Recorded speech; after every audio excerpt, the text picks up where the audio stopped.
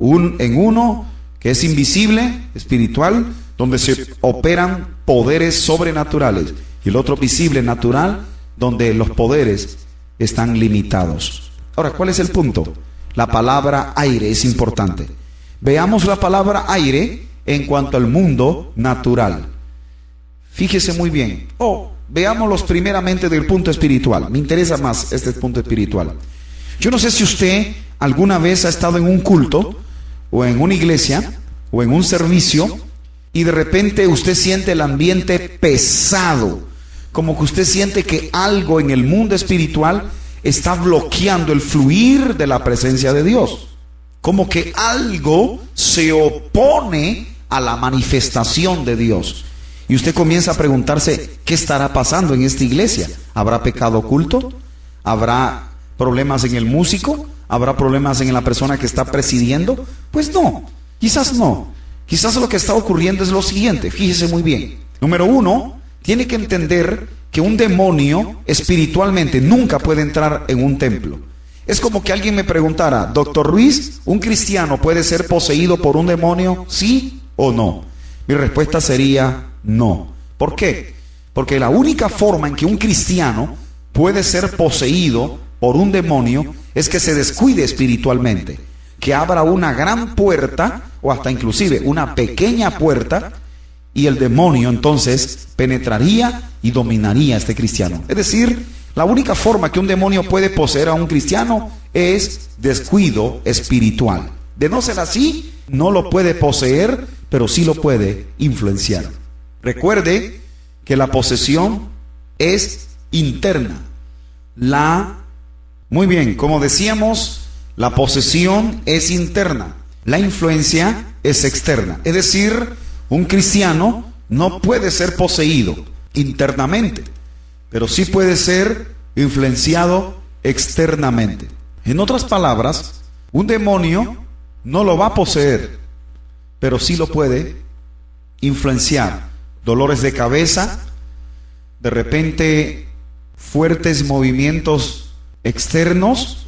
En otras palabras, un demonio sí puede influenciar a un cristiano, oprimiéndolo, puede influenciarlo con dolores de cabezas, puede influenciarlo de diferente forma. Pero el punto es aire. La palabra aire que está en el capítulo 2 de la carta a los Efesios. Muy bien, así que las Sagradas Escrituras revelan que la posesión es una cosa y la influencia es otra. Tú o usted como cristiano no puede ser poseído, pero sí puede ser influenciado. No puedes escapar de esa influencia en cierta medida. Hay fuertes dolores de cabeza que no son humanos, no son psicológicos o emocionales, son espirituales. Hay cosas cuando de repente el cristiano siente escalofríos. Hay escalofríos que son producto de fuerzas demoníacas. De repente usted percibe sombras o algo que lo persigue, etcétera, etcétera. Esas son influencias. Las influencias, los demonios la pueden producir para afectar la vida cristiana. Ahora, hay algo importante que quiero decirle.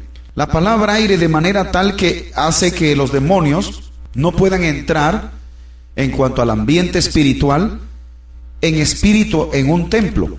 Ustedes recuerdan en Lucas capítulo 4, cuando Yeshua, inicia su ministerio terrenal, y él no pudo, en cierta medida, contenerse al ver la posición de los escribas y fariseos dentro de la sinagoga. Es decir, estos fariseos y escribas no tenían discernimiento de espíritus. Porque Lucas capítulo 4 registra que una vez que Jesús entró en la sinagoga, había un estudiante de Biblia que estaba poseído por un demonio. Ahora, ¿cómo explicamos esto? Sencillo. Una persona puede leer la Biblia, pero no practicarla. Una cosa es leer y otra cosa es practicarla o vivirla. Este hecho está en Lucas capítulo 4. Cuando Jesús entró a la sinagoga, el estudiante de la Torá, el Ketujim y el Nepijim, que son las 3 secciones de la Biblia hebrea, pues el demonio que quizás por mucho tiempo estuvo oculto ahí, se manifestó ante la autoridad y la presencia de Cristo Jesús. Una vez que se manifestó, le dijo a Jesús: ¿qué tienes conmigo, Jesús, Hijo del Dios Altísimo? De una vez este demonio indicó y reveló la naturaleza divina de Jesús, su divinidad. Pero mi énfasis no es ese. Mi énfasis es que un demonio sí puede entrar a un templo. ¿En qué forma? La única forma en que un demonio puede entrar a un templo es en un cuerpo humano. En espíritu no puede entrar a un templo cristiano porque chocaría con una presencia sobrenatural y más fuerte que un demonio, que se llama presencia de Dios. Esta presencia de Dios está permanentemente dentro de un templo. Si un demonio intenta entrar en espíritu dentro de un templo, chocaría con una muralla gigantesca que se llama presencia y poder de Dios. De manera tal que un demonio no puede entrar en espíritu, pero sí puede entrar a un templo cristiano en un cuerpo humano, en un inconverso, o a través de un inconverso.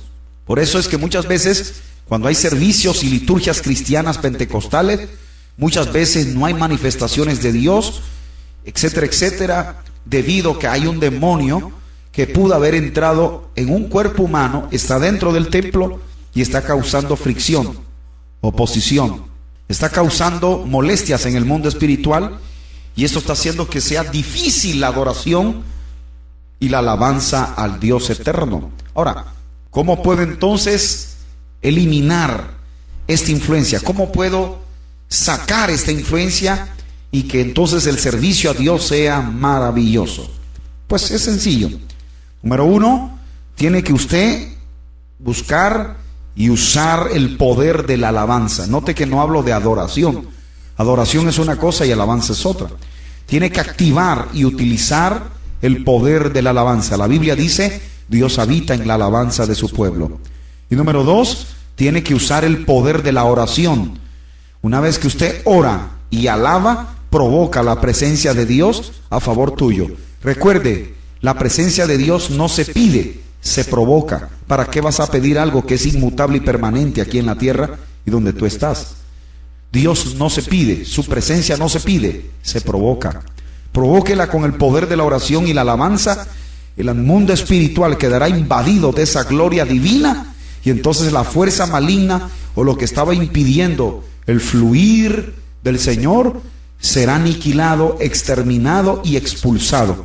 Y en el mundo espiritual, entonces el ambiente se tornará distinto y esa iglesia se gozará en gran manera en la presencia y en la gloria del Señor. Pero hay otro punto. La palabra aire, que usa Efesios capítulo 2, que es la tercera cosa que Satanás y los demonios controlaron en el planeta Tierra, y todavía lo controla, lo influencia. Recuerde que la Biblia dice que Satanás es el príncipe de este mundo. Pero recuerde, Jesús también es el rey del universo. Pero el punto es que este Satanás tiene el poder de alterar el orden climatológico. Satanás tiene el poder de alterar el orden atmosférico. Ustedes recuerdan en Marcos capítulo 5, el contexto establece que Jesús, cuando va rumbo a la región de Gadara, Gadara era el lugar donde estaba ubicada una de las 12 tribus de Israel, es decir, la tribu de Gad. Gadara es una palabra compuesta que se origina de la raíz hebrea Gad. Pero hay algo interesante. En esa región de Gadara era un Haití en este tiempo, era un África en este tiempo en ciencias ocultas. En el tiempo de Jesús, en su contexto geográfico histórico, era el lugar donde más se practicaban las ciencias ocultas en el tiempo del ministerio de Jesús. Ahora, el contexto establece que cuando Jesús va rumbo a la región de Gadara, no sanó a más nadie, no libertó a más nadie, no curó a más nadie. Jesús iba única y exclusivamente solo por el hombre que estaba poseído por miles de demonios en Gadara.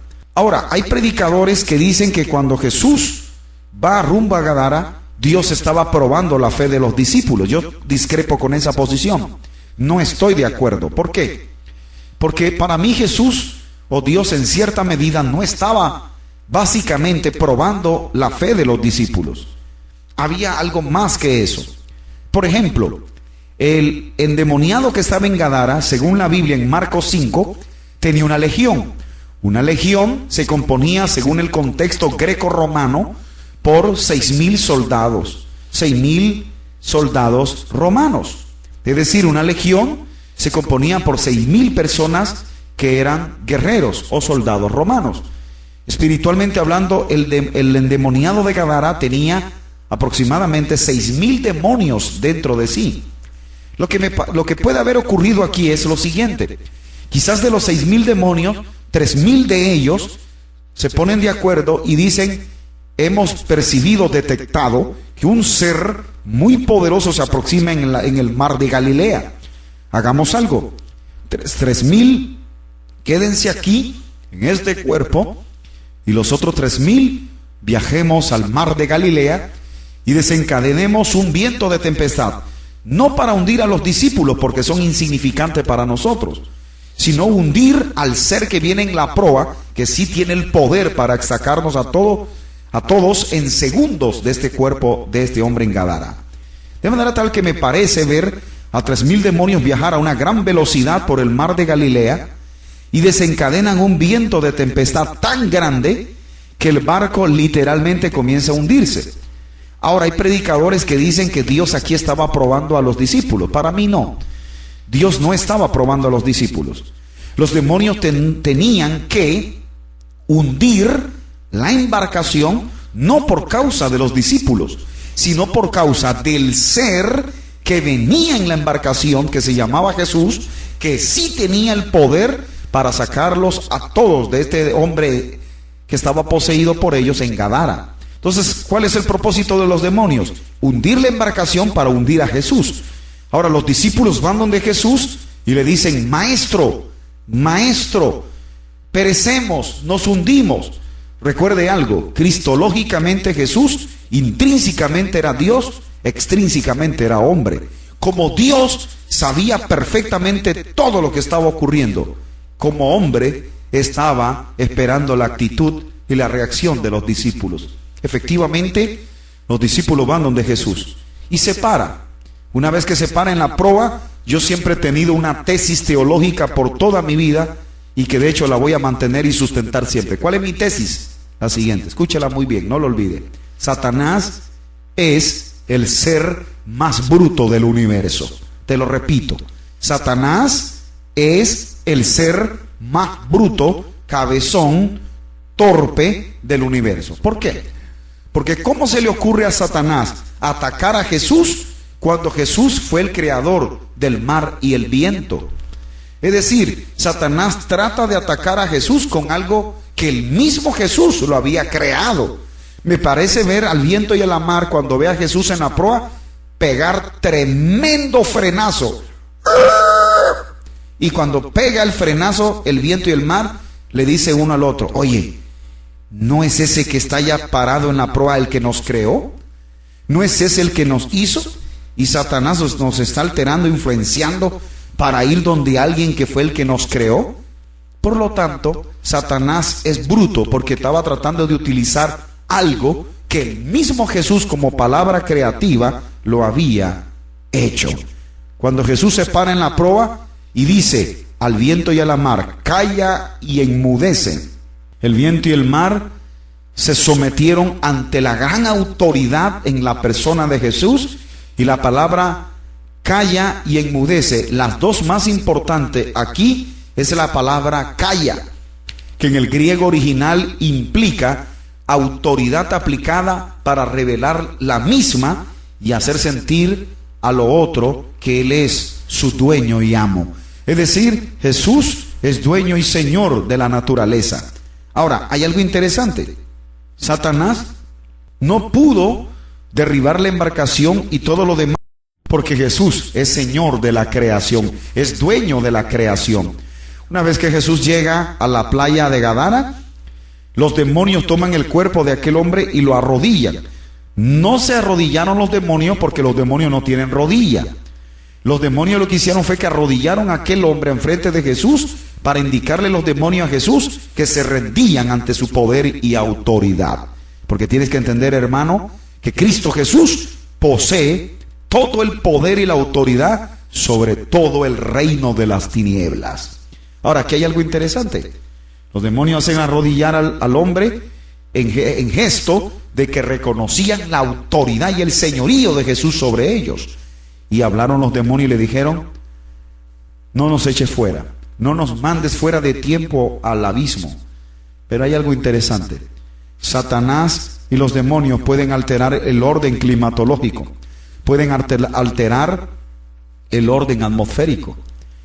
Yo no entiendo cómo cristianos pentecostales, cuando hacen van a celebrar una campaña evangelística, el día estuvo hermoso, buen sol, el cielo estrellado en la noche, y se irrumpe un tremendo aguacero o una tremenda lluvia. Y yo he escuchado hermanos que están presidiendo en la plataforma que dicen: gracias, Señor, porque nos envías esta lluvia, y esta lluvia es bendición. Es un error, porque por lógica, ¿cómo Dios va a mandar una lluvia para que las almas no se conviertan? De manera que la lluvia no diga: gracias, Señor, porque me está mandando esta lluvia, porque la lluvia no la está mandando Dios, la está mandando Satanás. Satanás está haciendo que el orden climatológico se altere para que usted no lleve a cabo la campaña evangelística. Ahora, entonces, si alguien dice: gracias, Señor, por esta lluvia, me imagino al diablo decir: este está del lado nuestro, este no tiene problemas. No puede discernir en el mundo espiritual quién es el que está mandando la lluvia. Porque si usted insiste en que Dios es el que está mandando la lluvia, no tiene lógica en la teología, porque ¿cómo Dios va a mandar lluvia en una campaña para que las almas no se conviertan? Es ilógico. Entonces usted tiene que entender esto. En mi país, un evangelista norteamericano llegó al estadio olímpico de mi nación, y ocurrió algo muy importante. ¿Qué ocurrió? Que igual, un cielo hermoso en el día, estrellado en la noche, y vino un gran viento y un ciclón y todo lo demás, y este evangelista dijo: no se preocupen, ya he discernido que lo que está alterando el orden climatológico aquí son los poderes demoníacos. Miles de pentecostales miedosos corrieron, se refugiaron y no entendieron lo que pasaba. Sin embargo, este evangelista oró, reprendió, y el ambiente se despejó, se vio el cielo estrellado, la luna, y fue una noche de gloria. Casi 6,000 personas se convirtieron a Jesucristo. Pero yo espero que usted no esté cometiendo ese error, que en una campaña donde el sol en el día estuvo hermoso y la noche estrellada, usted esté diciendo que esa lluvia la está mandando Dios, cuando no es Dios el que está mandando la lluvia. Porque Dios nunca va a alterar una actividad donde en el contexto y la objetividad sea Él glorificarse y salvar las almas para la gloria del Señor Jesucristo. No tiene lógica. Ahora, hay algo interesante. Ya hemos visto las tres cosas que Satanás y los demonios se apoderaron en este planeta una vez que ellos están aquí en la tierra. Ahora, el apóstol Pablo, en el capítulo 6, que ustedes se lo saben de memoria, pero no han descubierto la profundidad que hay en este capítulo 6 de la carta a los Efesios, porque en una ocasión, dando un seminario de guerra espiritual, yo hice esta pregunta en un montón de pastores, evangelistas y cristianos, y dije, o formulé la pregunta: ¿qué es para usted un principado?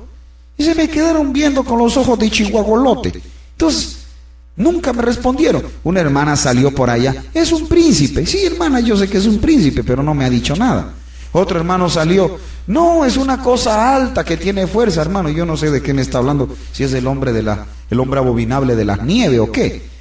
Entonces, mi pregunta es: ¿qué es un principado? Y hasta el día de hoy, hermano, nadie me ha podido contestar qué es un principado, una potestad y un gobernador. Entonces, los cristianos hacen guerra espiritual sin saber conceptualmente qué es un principado, qué es un gobernador y qué es una potestad. Entonces, yo no entiendo cómo usted quiere hacer guerra espiritual si ni siquiera sabe definir contra quién estás peleando. Eso le hará a usted, o lo colocará a usted en una gran desventaja. Porque al tú saber teológica y bíblicamente qué es un principado, una potestad y un gobernador, Eso te arrojará luz y conocimiento para cómo en guerra espiritual derribar esas fuerzas y salir victorioso en el nombre del Señor Jesucristo. Por lo tanto, quiero leerles en Efesios capítulo 6, versículo 10 en adelante. Escuche muy bien, pueblo del Señor. La Biblia dice de la siguiente manera: por lo demás, hermanos míos, fortaleceos en el Señor y en el poder de su fuerza, vestidos de toda la armadura de Dios, para que podáis estar firmes contra las acechanzas del diablo. Porque no tenemos lucha contra sangre y carne, sino contra principados, contra potestades, contra los gobernadores de las tinieblas de este mundo, contra huestes espirituales de maldad en las regiones celestes. Aquí están. Es decir, el apóstol Pablo, en el capítulo 1 de la carta a los Efesios, habla de teología verdadera. En el capítulo 2 habla de soteriología, doctrina de la salvación. En el capítulo 3 habla de eclesiología, doctrina de la iglesia. En el capítulo 5 habla de neumatología, doctrina del Espíritu Santo. Pero en el capítulo 6, ahora en el verso 10, el apóstol Pablo dice: por lo demás. Parafraseadamente, lo que el apóstol Pablo quiere decir, en otras palabras, ya le di una cátedra de teología, una cátedra de exégesis, una cátedra de Biblia. Vamos ahora a la parte práctica de esta carta. Es lo que Pablo está tratando de decir cuando dice por lo demás. Ahora, en el capítulo 6, el apóstol Pablo clasifica jerárquicamente a los demonios y los ubica cómo están organizados. Ahora, hay algo triste aquí. ¿Qué es lo triste? Que el ejército más organizado de la tierra, lamentablemente, son los demonios.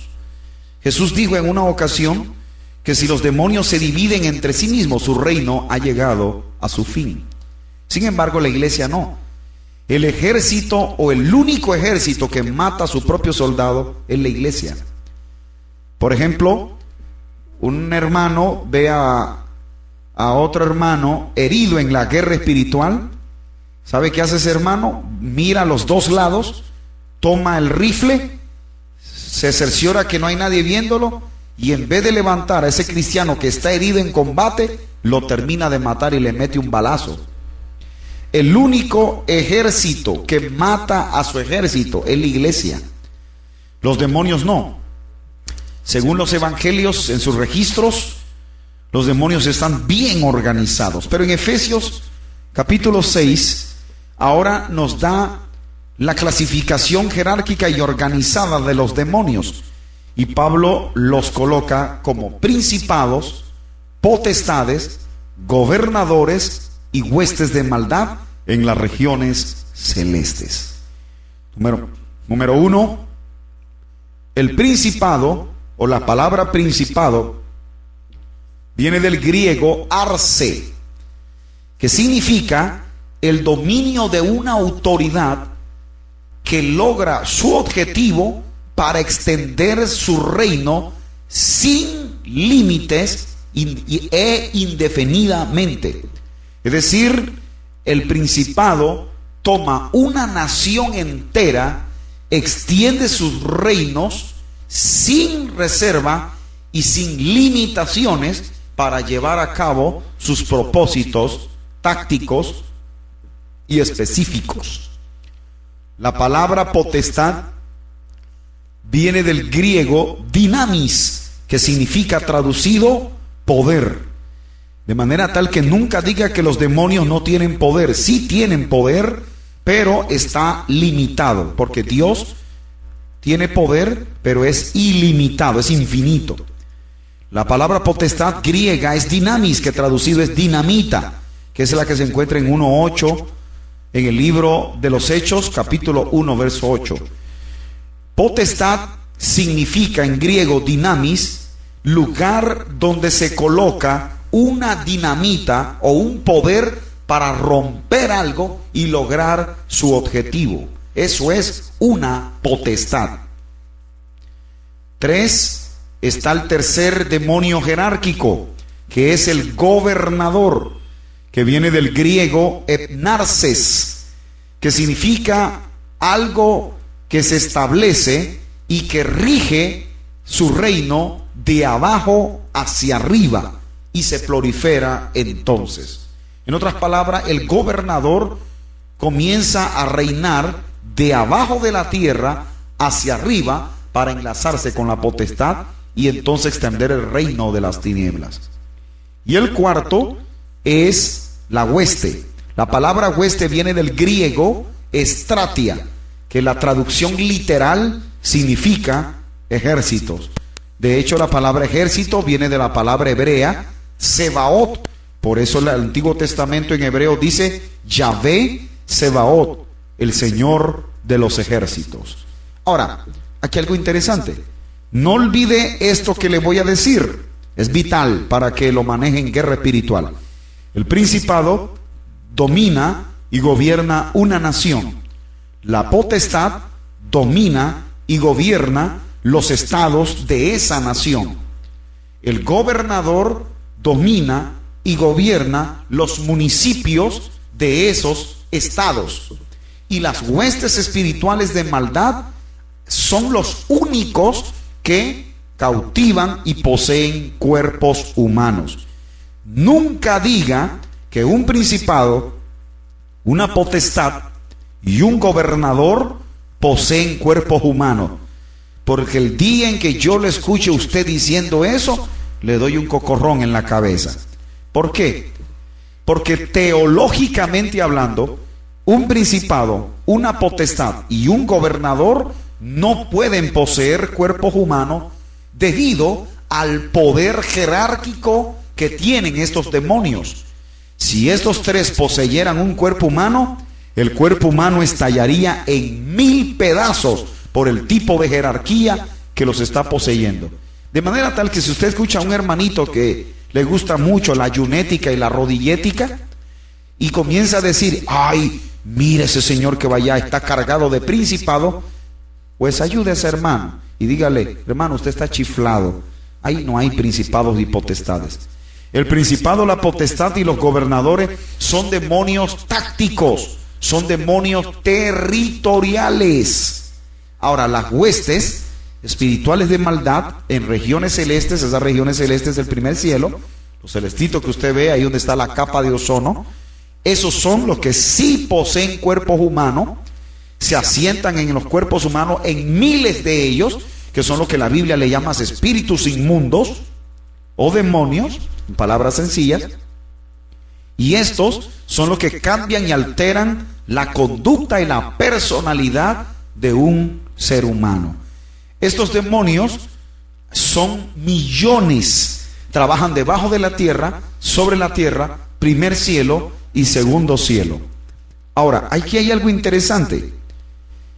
Sin embargo, hay una ciencia en la teología que se llama angelología. La angelología es la doctrina que estudia a los ángeles. Así como hay 4 clasificaciones de demonios, en la angelología bíblica hay 4 clasificaciones de ángeles. Es decir, está el arcángel, que viene del griego arcángelos, que significa espíritu de guerra. Es la máxima autoridad en la comunidad angelical y es estrictamente un ángel de guerra. Este arcángel es tan poderoso que según la Biblia le ha dado 2 palizas a Satanás y escatológicamente en el futuro le va a dar una tremenda paliza de nuevamente a Satanás. Es decir, este arcángel Miguel es poderoso porque para que alguien derrote a Satanás 3 veces tiene que ser un ángel muy poderoso. Yo le llamo a este arcángel el arcángel dolor de cabeza del diablo. Ahora, hay algo interesante. Después del arcángel viene el segundo en jerarquía, el querubín. Recuerde que Satanás no fue un arcángel. Satanás fue antes un querubín. Según la Biblia, en Ezequiel capítulo 28 y Génesis capítulo 3, el querubín tenía 2 funciones básicas. Era un adorador y un protector. Quizás ahora usted se está haciendo la pregunta, doctor Ruiz, pero entonces ¿para qué Dios necesitaba un ángel protector? Sencillo. Dios no necesita que a él lo protejan porque él es el Shaddai, el Dios todopoderoso. Pero sí necesitaba que protegieran su trono o lo que estaba alrededor del trono. Dos funciones tenía el querubín: proteger y adorar. Recuerde que Satanás, lo que hoy es Satanás, fue antes un querubín. Por eso que ese señor es poderosísimo. De hecho, Satanás le tiene dos ventajas a la iglesia. ¿Cuáles son esas dos ventajas? Satanás conoce más de Dios que la misma iglesia, porque Satanás, cuando fue querubín, estuvo a 25 metros aproximadamente del trono de Dios y conoció parcialmente muchas cosas de Dios. Y la segunda ventaja que Satanás le lleva a la iglesia, que Satanás conoce el poder y los secretos que hay en la adoración y en la alabanza. Sin embargo, tenemos una ayuda maravillosa. Hay alguien en medio nuestro que tiene la facultad y la capacidad de revelarnos el conocimiento de Dios y revelarnos los misterios y el poder y los secretos que hay en la alabanza y en la adoración. Su nombre es el Espíritu Santo. Él nos guiará a toda verdad, tomará de Jesús y nos lo hará saber para la gloria del Señor. Qué interesante. Ahora, este querubín viene del griego serobueín, que significa seres alados o seres que tienen alas. En República Dominicana, donde es mi esposa, ha habido hermanas que han ministrado la presencia del Señor y literalmente han sentido una mano que le ha tocado la espalda y han visto hacia atrás y no han visto a nadie. Ocurrió nuevamente, vio hacia atrás y no vio a nadie. Pero las veces que le ponía las manos, esta persona era fortalecida. Pues permítame decirle que hay ángeles que ministran y fortalecen la vida cristiana. Pero cuando usted vea un ángel, si Dios te da una revelación, una visión y un sueño, y usted ve ángeles con alas, es estrictamente hablando querubines, seres alados. Ahora estoy hablando con gente que realmente tiene revelación, sueño y visiones de Dios, porque hay gente que come muchos frijolitos, mucho vigorón, comen muchos arrocitos y comienzan el subconsciente a trabajarle y comienzan a ver otro apocalipsis que no existe. Ahora, el punto es que el querubín en griego significa serobueín, que significa, valga la redundancia, o denota seres con alas, pero también significa seres que expresan. El tercero en jerarquía es el serafín. La palabra serafín viene del hebreo rashtab, que significa seres que ministran a otros. Es decir, los serafines son los ángeles encargados de ministrar a alguien en un momento dado o que tiene alguna debilidad o está flaqueando. Por ejemplo, en los evangelios hay registros que cuando Jesús oraba, dice que su sudor era como gotas de sangre y un ángel se apareció y lo fortaleció. Ese ángel era un serafín. La función de un serafín es ministrador. Es un ministrador. De manera tal que cuando usted vaya a hacer guerra espiritual, no active a los ángeles querubines, porque estricta y en su naturaleza los querubines no son ángeles de guerra. Yo he escuchado hermanas que comienzan a orar y dicen: Señor, mándame los querubines. Y yo me imagino a los querubines: no, Dios, no nos mandes. ¿Por qué? Porque los querubines no son ángeles de guerra. Estrictamente hablando, los querubines son ángeles de adoración. Igual con los serafines. Si usted ora y le pide a Dios serafines, esos serafines van a pasar bastante trabajito con los demonios, porque los serafines en su naturaleza y composición no son ángeles de guerra, son ángeles ministradores. Ahora, está el cuarto y último ángel, que es el más chiquito de todos, el más pequeñito, el más debilucho de todos, que viene del griego ángelos, que traducido significa mensajeros. Este ángel pequeño, el más chiquito, el más debilucho de los cuatro, tienen el poder de 10 bombas nucleares en destrucción masiva. Tienen la capacidad de romper la velocidad de la luz y el sonido. Estos ángeles fueron lo que dos de ellos destruyeron a Sodoma y Gomorra en cuestiones de minutos. Ahora, si estos dos ángeles, que son los más debiluchos, que tienen el poder de destrucción masiva de 10 bombas nucleares y rompen la velocidad de la luz y el sonido, y son los más debiluchos, imagínense cómo será el arcángel Miguel. Ahora, ¿cuáles son los ángeles entonces que usted tiene que operar y activar en la guerra espiritual? El arcángel Miguel, que es un espíritu de guerra, y los ángeles de guerra, que son los últimos que acabo de mencionar. No active al serafín ni al querubín, porque los demonios le van a dar una tunda, debido a que los serafines y los querubines no son ángeles de guerra en su naturaleza, composición y objetividad registrado en las Sagradas Escrituras. De hecho, los ángeles de guerra entienden una oración que yo se las voy a revelar. ¿Sabe cuál es? Cuando usted quiera ángeles de guerra a su disposición para hacer guerra espiritual contra los demonios, ore en esta forma. Usted tiene que decir: Señor, en tu nombre activo el ministerio de los ángeles de guerra a mi disposición. En décimas de segundo, usted estará rodeada y rodeado de miles de ángeles de guerra con espadas de fuego en su mano, listos para combatir en el mundo espiritual, ayudarte, protegerte y darte la victoria en el nombre del Señor Jesús. Ahora, hay cristianos que les gusta gritar, les gusta romperse las cuerdas vocales, les gusta hacer mucho escándalo, en el sentido de que pasan horas y horas y horas tratando de expulsar a un demonio de un cuerpo humano, cuando tienen a su disposición ángeles de guerra. ¿No cree usted que puede evitarse largas horas tratando de liberar a la persona del demonio, teniendo usted ángeles de guerra a su disposición? En Hebreos capítulo 1, en esta carta capítulo 1 verso 14, la Biblia dice: ¿no son todos estos espíritus ministradores a favor de lo que heredarán el reino de los cielos? Hablando de los ángeles.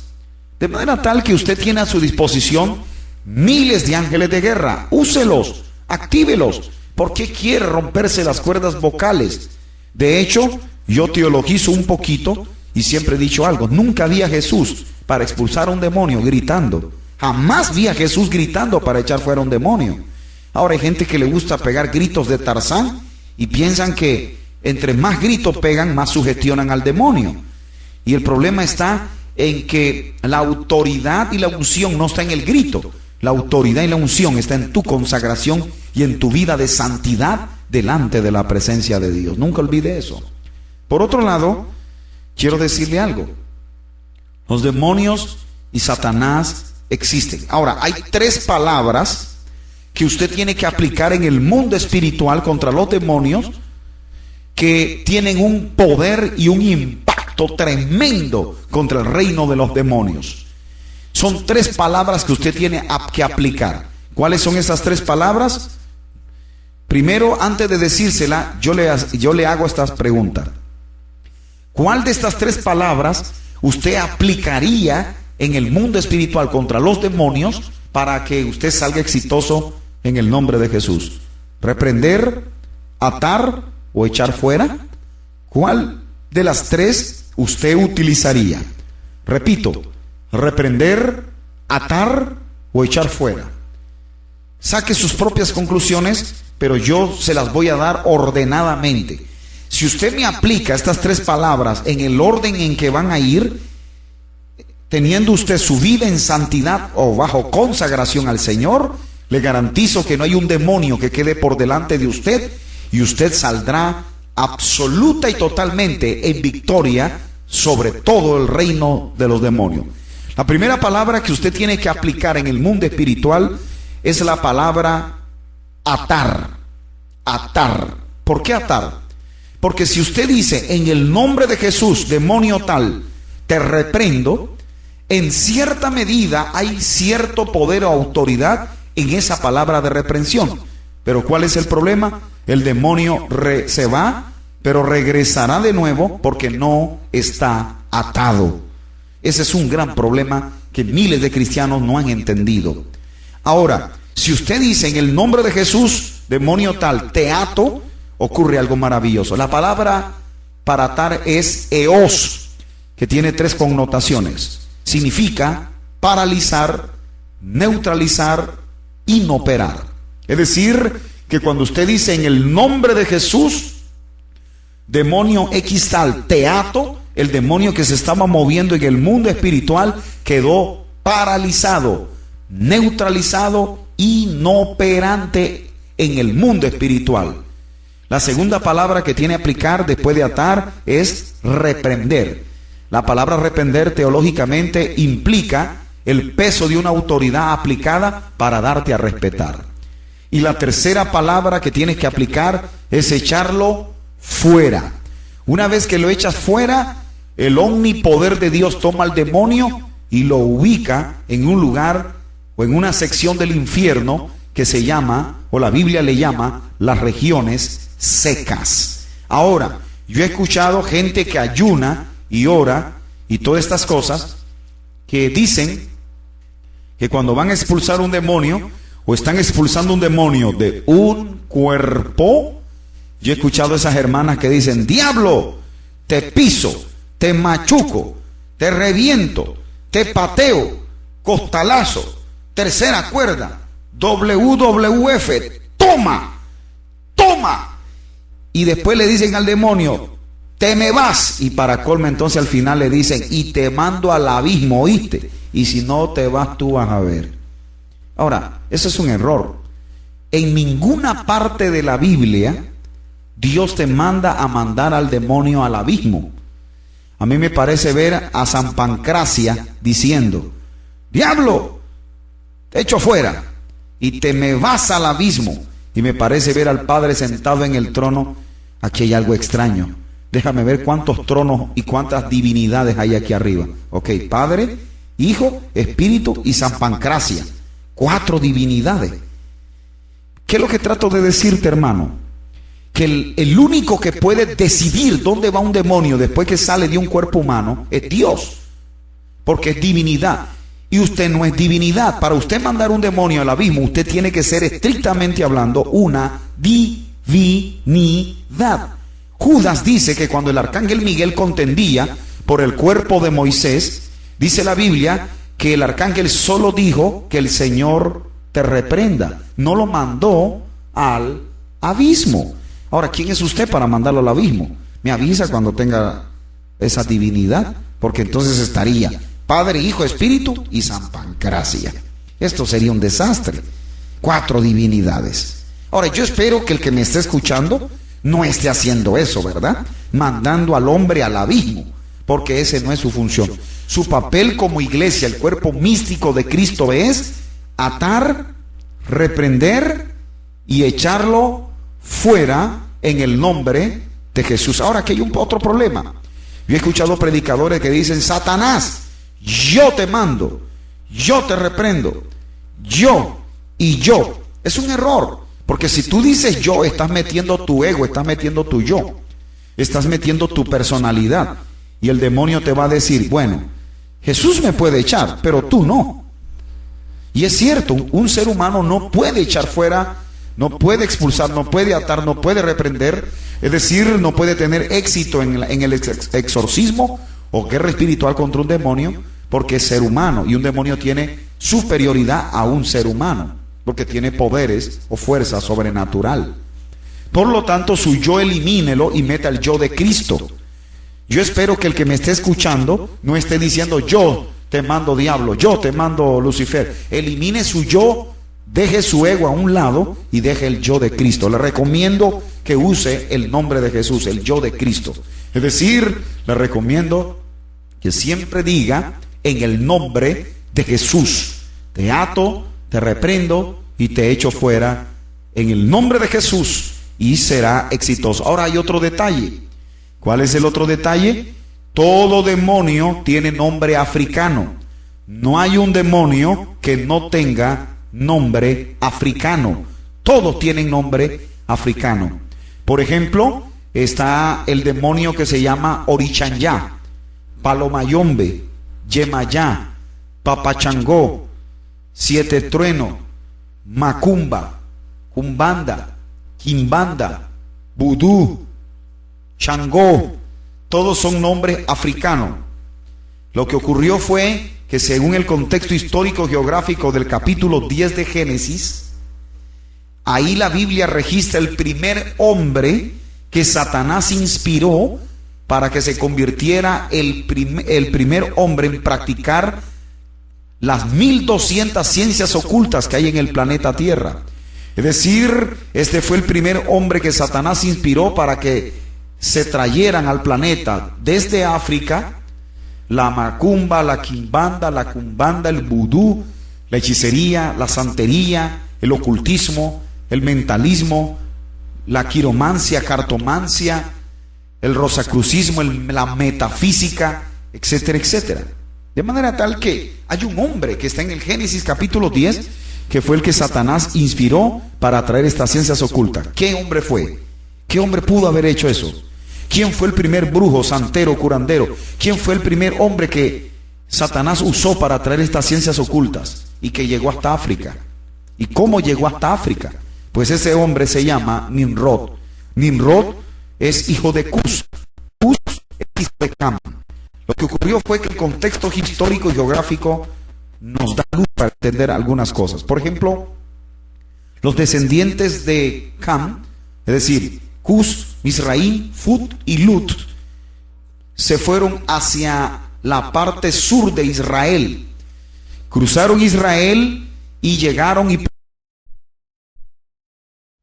pero como Nimrod les enseñó todas las prácticas de ciencias ocultas a su descendencia, esta descendencia que pobló lo que hoy es África, recuerde que la Biblia habla en Números capítulo 12, donde María criticó a Moisés por tomar una mujer cusita. Una mujer cusita era una mujer negra. Y estos descendientes de Cam poblaron lo que hoy es África y la mayoría de ellos son negros. Son negros, valga la redundancia, porque el contexto topográfico de lo que hoy es África era desértico. Los rayos ultravioleta del sol penetraban en la piel de aquellos hombres y alteraban biológica y genéticamente la composición dermatológica de la piel del humano, y esta hacía brotar ondas negras, y la piel del hombre comenzó a tomar forma negra por los rayos ultravioleta, causar impactos dermatológicos en la piel de los descendientes de Cam, Cus, Misraim, Fut y Lut. Y recuerde que Nimrod es hijo de Cus. Por lo tanto, todo lo que hoy es África quedó minada en ciencias ocultas: brujería, santería, ocultismo, quimbanda, cumbanda, macumba, vudú. Los españoles trajeron los africanos como esclavos a Puerto Rico, Cuba, Haití, República Dominicana o a las Antillas menores y mayores, y estos a su vez viajaron a lo que es América Latina, tierra firme. Y una vez que lo hacían, iban dejando prácticas de ciencias ocultas. De manera tal que en esa forma es que vino a dar hasta el día de hoy estas prácticas de ciencias ocultas. Ahora, aquí hay algo interesante. Fíjese muy bien. Satanás y los demonios en este tiempo final están trabajando sutil y estratégicamente. Están metidos en la internet, están metidos en la televisión, están metidos en los cables de televisión.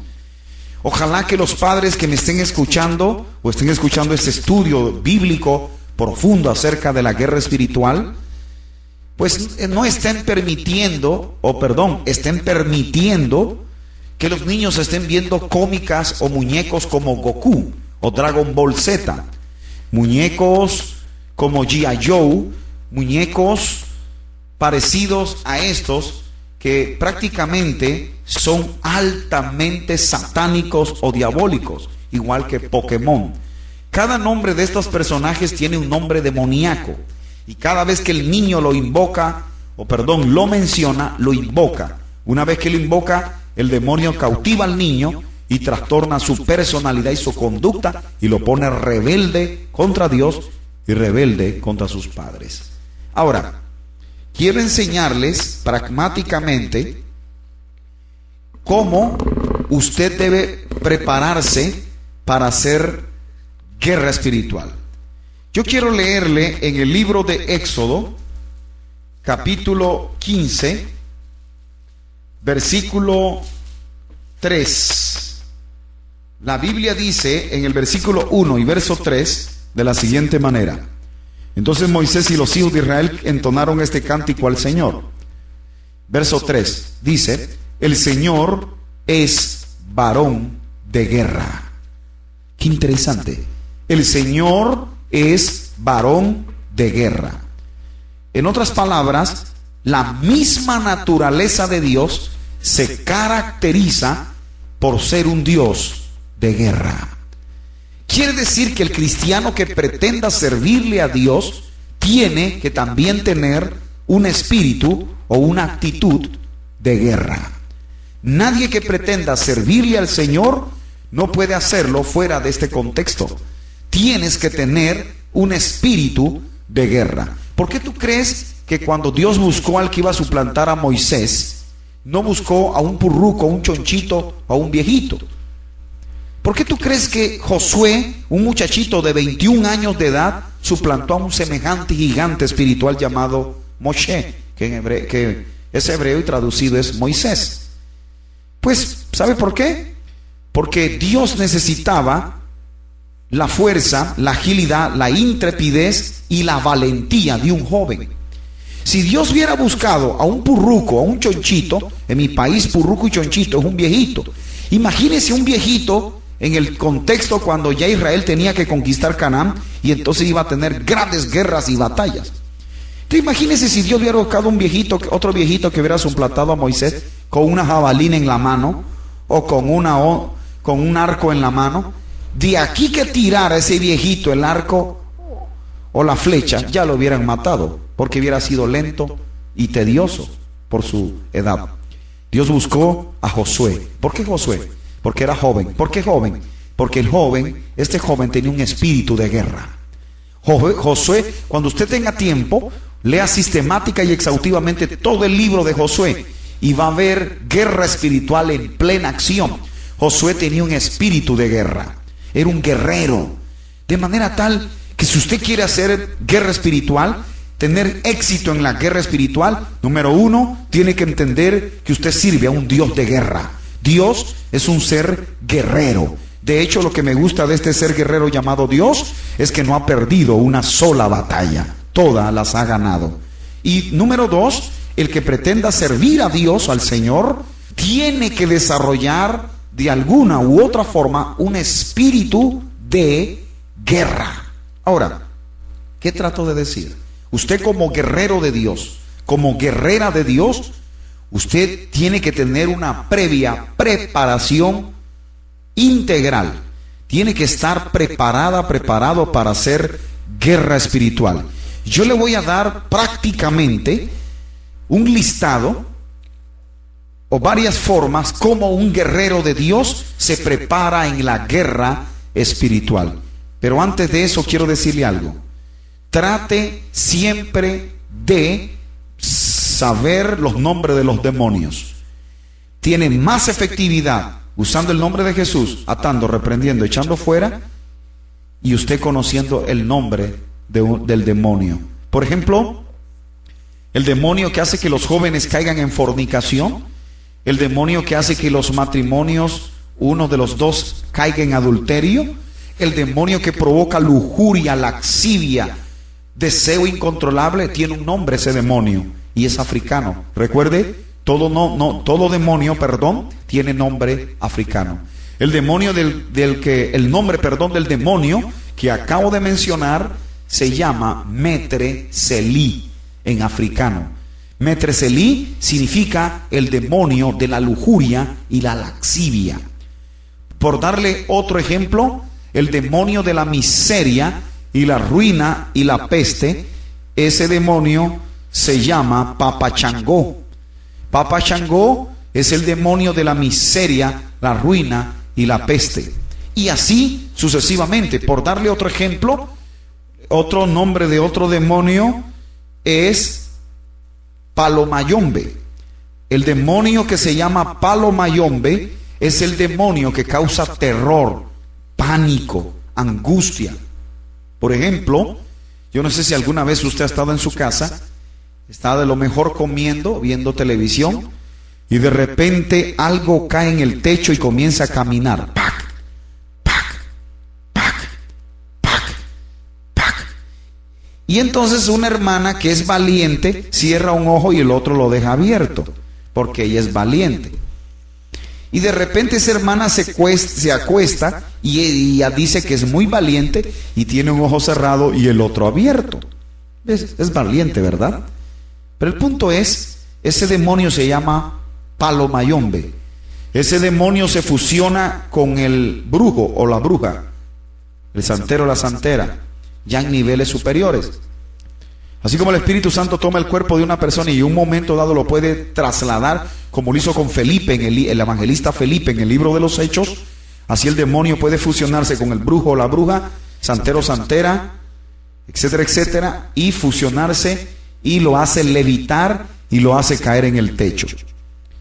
¿Qué puede hacer usted? Entonces, lo que usted podría hacer, número uno, no tenga temor. Si tienes temor y el demonio percibe ese temor, usted está en serios problemas. Esa fuerza maligna no se irá de ese techo, es más, entrará dentro de la casa y usted estará en serios problemas, porque puede asfixiarte, puede intentar matarte, puede causar varias cosas. De manera que pídale a Dios un espíritu de valentía. Número 2, irrumpa en alabanza a Dios, en alabanzas de guerra. Número 3, invoque la presencia de Dios. Número 4, tome la autoridad y el poder que Dios te ha delegado. Use las 3 palabras que le mencioné, aplíquela en el nombre de Jesús y hasta ahí llegó todo. No hay demonio que vuelva a pisar tu casa, tu hogar, porque tu casa es casa de Dios y puerta del cielo. Ahora, hay algo interesante. Quiero darle varias recomendaciones para que usted se prepare como guerrero espiritual. Primera recomendación, número 1, siempre tenga una plataforma de ayuno y oración. Todo guerrero debe tener una plataforma de ayuno y oración. Eso es vital. El ayuno, o a través del ayuno, el Señor te va a dar hipersensibilidad. Podrás discernir el mundo espiritual y el mundo natural. Ayuno o el ayuno te va a ayudar a que se desarrolle más profundamente el don de discernimiento de espíritus. Lamentablemente hay predicadores y hermanos que no tienen el don de discernimiento de espíritus. Lo que tienen es el don de sospecha. Hay gente que todo lo que ven ocurre piensa que es demonio. Y hay personas que no están endemoniadas, lo que tienen es problemas psicológicos o emocionales que lo reflejan en el rostro. Sin embargo, el don de discernimiento de espíritu está correlacionado y llevado de la mano del ayuno. El ayuno te va a dar hipersensibilidad para discernir, número 1, si es de Dios lo que está operando. 2, si es de los demonios lo que está operando. Y 3, si lo que está ocurriendo realmente emana de un propósito o plan de Dios. Discernimiento de espíritu es la facultad de discernir 2 mundos, el espiritual y el natural, y sacar la conclusión definitiva si es Dios o el reino de las tinieblas. El ayuno y la oración en este primer punto es básico y elemental en un guerrero. Un guerrero, si no hace del ayuno y la oración algo básico en su vida, entonces estará en problemas. Así es, una vez que estos demonios perciben en un guerrero de Dios cristiano que este es una persona que ha desarrollado un espíritu de oración y de ayuno, el ayuno y la oración, sobre todo el ayuno, te da hipersensibilidad. Puedes discernir el mundo natural y espiritual en cuestiones de segundos y así discernir si la manifestación es divina o de Dios o si la manifestación es demoníaca o de Satanás.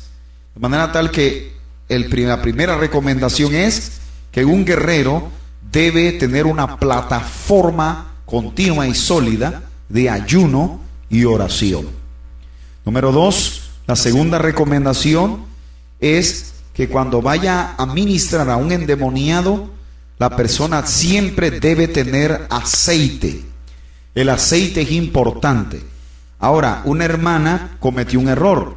Una vez estaba ministrando a un endemoniado y hasta que tuvo que buscar en unos varios supermercados a las 2, 3 de la mañana el aceite de oliva, entonces se pretendió ministrar al endemoniado. ¿Por qué es el error? Porque esa hermana no ha podido entender que el aceite en sí no tiene poder. El aceite simplemente es un simbolismo del Espíritu Santo. Yo le dije, hermana, no importa, aunque hubiese sido un aceite de freír huevos o de freír lo que sea, lo hubiera utilizado, porque el aceite de oliva no es lo que determina si va a ser exitosa la liberación, porque el poder no lo tiene el aceite. El poder está en la persona del Espíritu Santo, que se manifiesta viendo Él dónde el aceite se va a ubicar. Cuando la persona toma el aceite y lo coloca en sus manos, y según la persona embatunada el aceite en las manos, donde coloque la mano, le indica al Espíritu de Dios que allí es entonces donde debe ministrar el Espíritu Santo. De manera tal que el aceite es importante. Número 3, siempre haga el exorcismo o la liberación, no en el lugar donde quieren los demonios, sino en el lugar correcto e ideal. Por ejemplo, hay demonios que cambian la personalidad de la persona. A veces queda hablando el demonio y no la persona. Y el predicador comienza a decir, gracias Señor, quedó libre, y está declarando que quedó libre. Pero el predicador no se ha dado cuenta que el que está hablando no es la persona, es el demonio. Los demonios tienen la capacidad de usurpar y esconder la personalidad humana y ellos sacar otra personalidad. Si este predicador no tiene discernimiento de espíritus, estará en serios problemas. Como siempre he dicho, hay personas que no tienen el don de discernimiento de espíritus, lo que tienen es el don de sospecha. Pero hay algo interesante, muy importante. Quiero decirle algo. Hablando del don de discernimiento de espíritus, sin alejarme de la tercera recomendación, hay 5 partes en el cuerpo humano donde los demonios se esconden. No lo olvide nunca. Las 2 primeras partes son los 2 costados. Cuando usted impone las manos, bajo el don de imposición de mano, porque no es imponer mano a lo loco. El apóstol Pablo le aconsejó a su hijo espiritual Timoteo y le dijo, no impongas las manos con ligereza, porque hay gente que quiere poner mano por todos lados. De hecho, la clásica de los pentecostales es que cuando van a imponer mano es en la frente, y es un error. Lo primerito que usted tiene que hacer es, antes de imponer mano y hacer el exorcismo en contra del demonio, para que la persona que está poseída quede libre, número 1, usted tiene que estar previamente en el Espíritu. Debe estar en el Espíritu en el momento. 2, el Espíritu tiene que guiarte y tomarte la mano, y el Espíritu al tomarte la mano, Él guiará la mano justo donde el demonio estará escondido, en esas 5 partes del cuerpo humano. Hay predicadores o hay gente que le gusta poner mano en todos lados. Y a veces, como los demonios se esconden en esas 5 partes del cuerpo humano, juegan con los predicadores, los cristianos. Entonces, ¿qué hacen los cristianos? Se ponen a ver qué parte del cuerpo van a tocar, y entonces comienzan con el Tin Marín de 2 pingüey. Y comienzan, Tin Marín de 2 pingüey, tú caramácara titiri fue, yo no fui, fue Pepe, pégale, que ella fue. Y a donde pensó la persona que debería ir la mano, pues ahí puso la mano. Eso es un error. Primero debes estar en el Espíritu. 2, el Espíritu tiene que tomar tu mano. 3, esa mano por el Espíritu de Dios va a ser guiada o dirigida justo donde el demonio está escondido, en esas 5 partes del cuerpo humano. Recuerde, hay 5 partes en el cuerpo humano donde se esconden los demonios. Las 2 primeras son los 2 costados. Cuando es en los 2 costados, quiere decir que es el demonio de lujuria. Es el demonio de lujuria en los 2 costados. Metreselí. Cuando usted impuso las manos en el estómago, Y hubo manifestación, es el demonio de brujería o santería. Quiere decir que el trabajo está hecho en el estómago. Van 3. La cuarta es la espalda. Cuando se impone la mano por el Espíritu de Dios en la espalda y hay manifestación demoníaca, quiere decir que es el demonio que causa en extremo pasiones desordenadas. Es el que causa fornicación, adulterio, pasiones desordenadas, etcétera, etcétera, etcétera. Ahora, cuando es en la frente, usted pone la mano en la frente por el Espíritu de Dios, es decir, bajo el don de imposición de manos, adjunto al don de discernimiento de espíritu y en su vida una excelente consagración al Señor, o simplemente ha hecho de la santidad un estilo de vida, pues, y usted impuso las manos en la frente y hubo manifestación demoníaca, el demonio que está en la frente implica que hubo un pacto generacional. Hay un pacto satánico generacional. Cuando muere esa persona, va a pasarle ese pacto a la otra persona que ya se le hizo el mismo encubiertamente o indirectamente a la otra persona sucesora. Sin embargo, hay algo.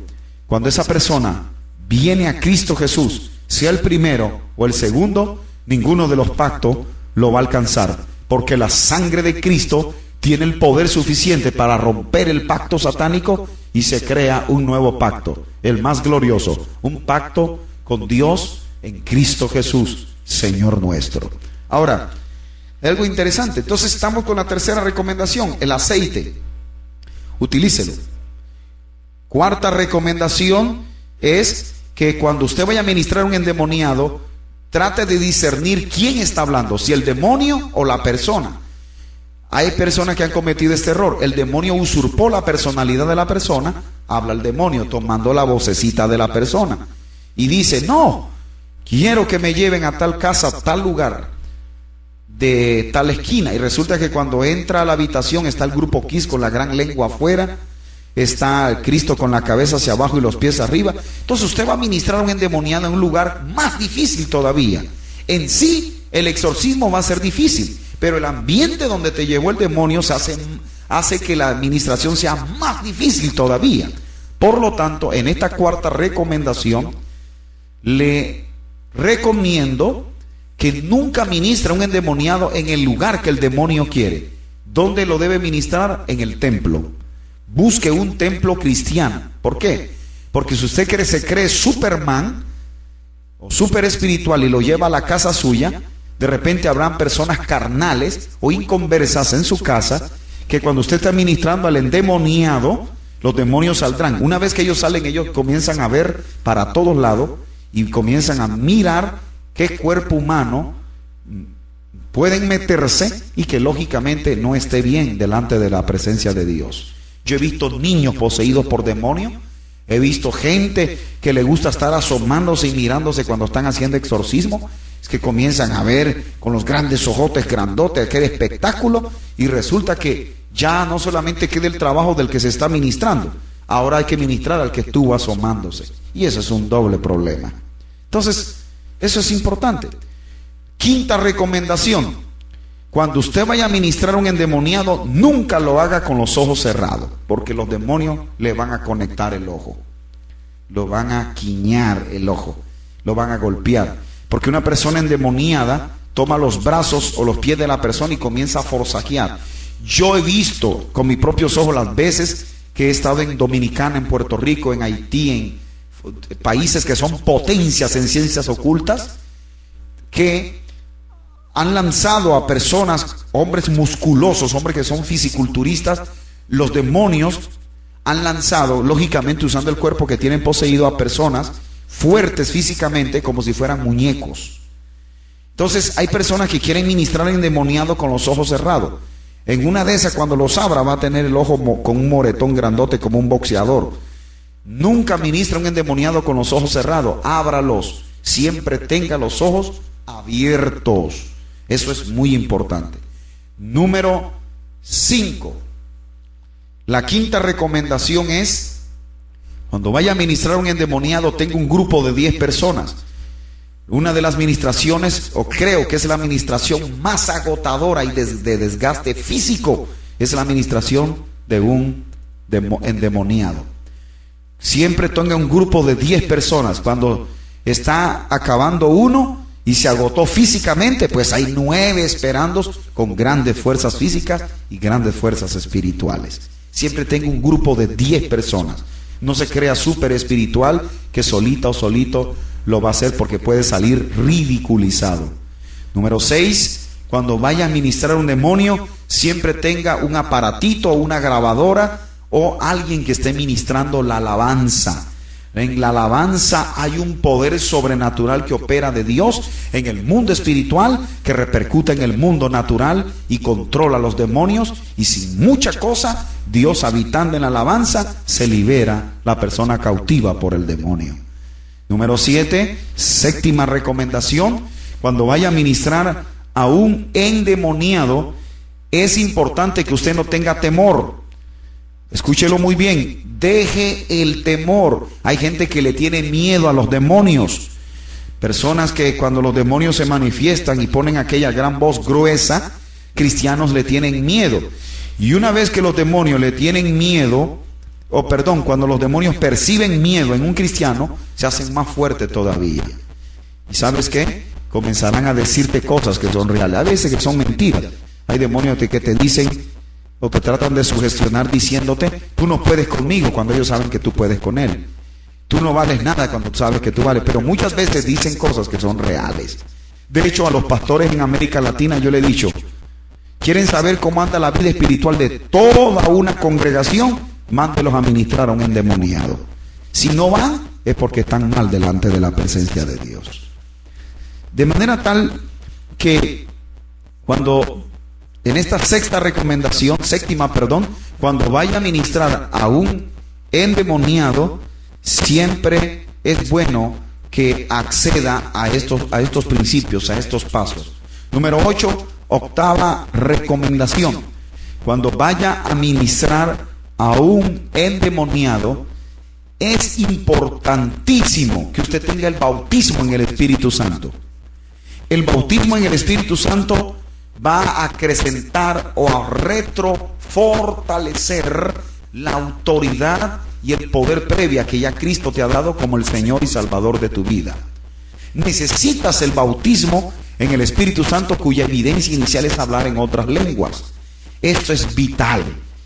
Vital debido a que a través del bautismo en el Espíritu Santo van a surgir 3 tipos de lengua: la supralengua angelical, la lengua angelical y la lengua normal.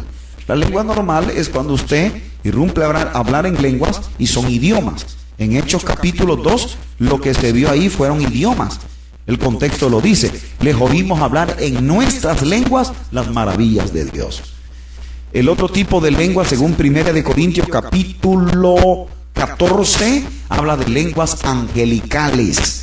Este es el género de lenguas. Es cuando las lenguas se combinan o fusionan entre sí en forma sobrenatural y el lenguaje es sumamente o extremadamente sobrenatural. Pero hay un tipo de lengua que está en Romanos capítulo 8, versículo 26 en adelante, que es la supra mega lengua. Esta es la lengua que produce el Espíritu Santo directamente Él, tomando todo tu ser y haciendo descender la misma presencia de Dios, abrazando tu ser, y el mismo Espíritu Santo haciéndote fluir en un lenguaje en extremo sobrenatural. Y este lenguaje no lo detiene en el mundo espiritual ningún demonio, porque irá directo a la misma presencia de Dios en su trono. ¿Por qué usted no debe orar en el castellano? Porque los demonios entienden el lenguaje castellano, lo interceptan en el mundo espiritual y usted tendrá grandes problemas. De manera tal que necesitas el bautismo en el Espíritu Santo, es vital. Mi recomendación número 10. Hay algo importante. Quiero decirle que Efesios capítulo 6 habla de la espada del Espíritu, que es la palabra de Dios. Quiero decirle en otras palabras que cuando usted vaya a hacer guerra espiritual, necesitas utilizar la autoridad que hay en la palabra.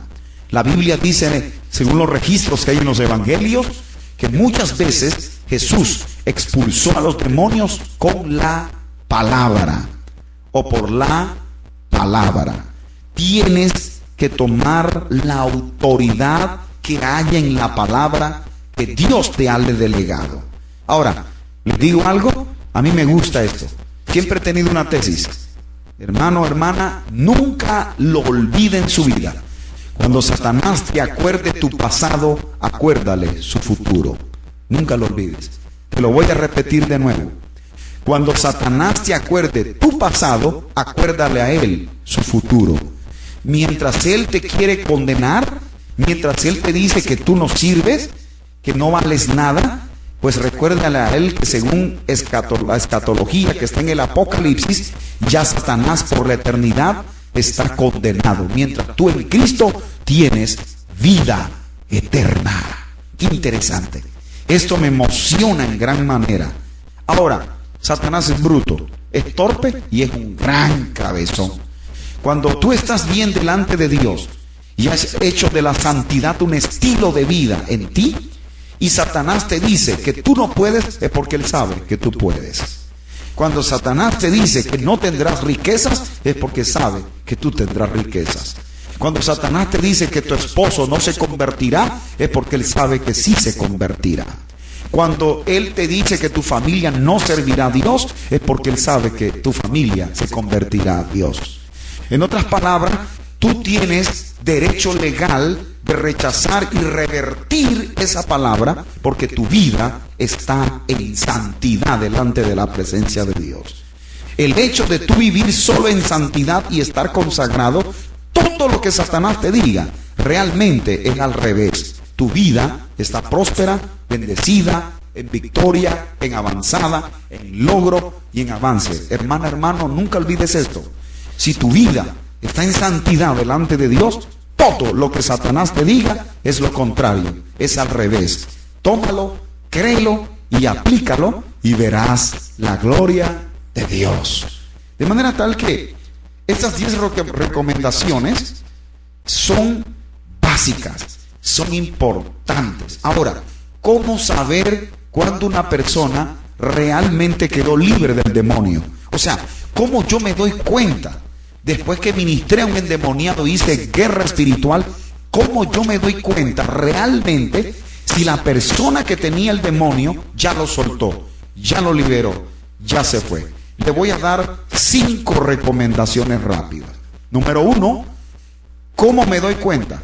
Véale el rostro, véale rectamente el rostro.